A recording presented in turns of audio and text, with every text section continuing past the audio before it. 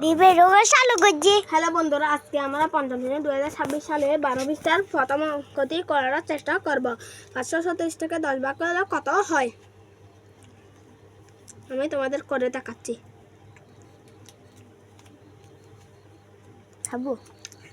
আমরা অবশ্যই জানি 10 5 50, 5 এদিকে 50,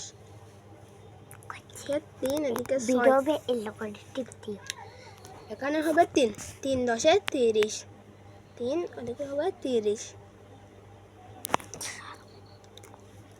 প্লাস 6, এদিকে 10 থেকে শুরু করে, তাই আর হবে না, তাহলে এখানে হবে 53 এবং ভাগশেষ হবে 6।